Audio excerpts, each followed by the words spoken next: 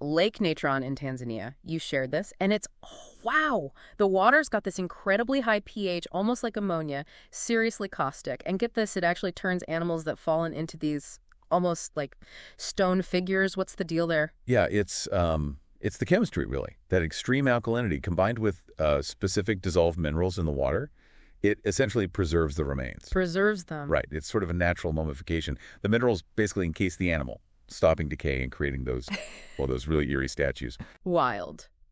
Okay, next up, Turkmenistan and the door to hell. This sounds like something out of a story, but it's real.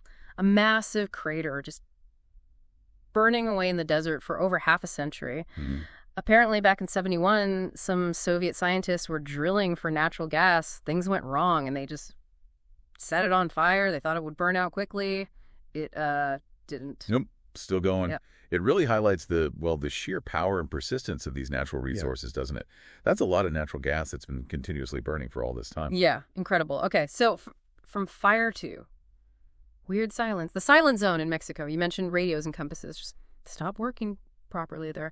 Two main ideas seem to pop up. Magnetic anomalies, like unusual blips in Earth's magnetic field messing with instruments, or something else.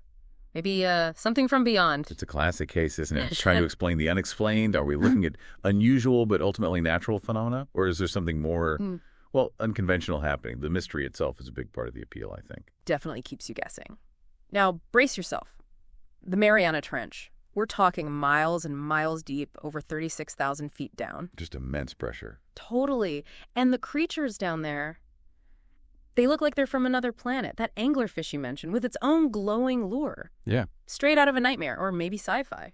Well, yeah, the extreme conditions, that incredible pressure, the total darkness, have driven some really amazing adaptations in deep sea life. That bioluminescent lure is a fantastic example of how life finds a way, thriving even in the absolute toughest spots. Right. Okay, something maybe a little less sci-fi, but still kind of surprising.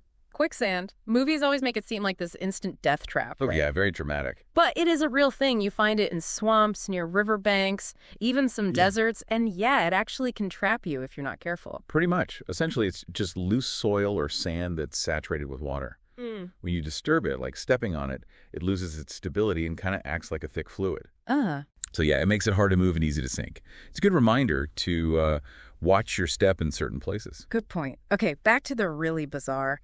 Lake Maracaibo in Venezuela, they call it the eternal lightning storm. Yeah, the Catatumbo lightning. Right. Lightning flashes almost 260 nights a year, sometimes, get this, up to 28 times per minute.